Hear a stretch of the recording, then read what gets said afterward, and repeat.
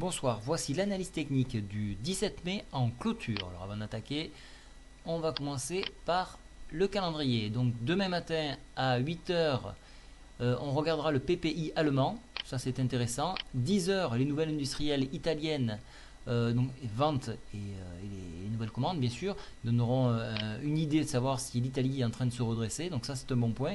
Et bien entendu, 12h30, la balance commerciale espagnole ici.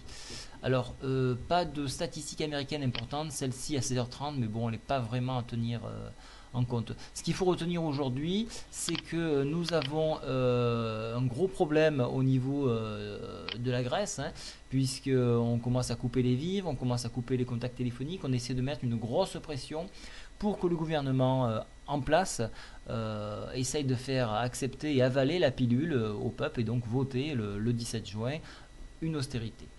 Revenons sur la partie graphique. Alors, la partie graphique, on voit qu'on a enfoncé l'oblique que je vous avais tracé ici. Et inexorablement, elle devrait nous tirer vers 2985 points sur le support ici. Pour ceux qui joueraient la hausse, on viendrait chercher le haut du canal en pointillé bleu que je vous ai tracé, correspondant à la MM7 que vous voyez ici. Là, je vous l'ai tracé, vous voyez, je vous l'ai marqué là. Donc, ça serait du 3061 points environ. Voilà, ça ce sont les deux points à jouer.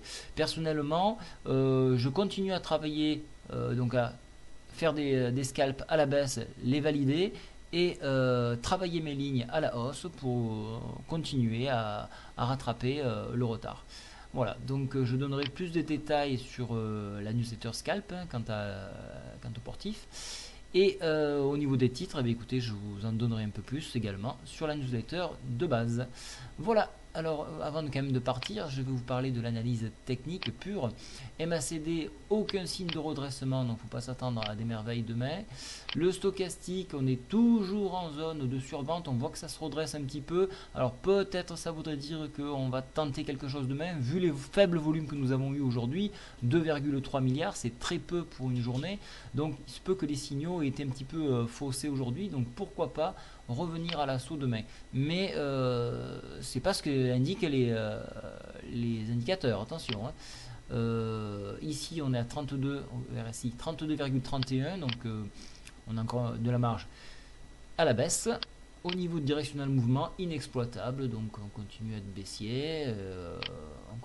Donc la tendance reste toujours à la baisse, donc je continuerai à scalper la baisse et à travailler la hausse.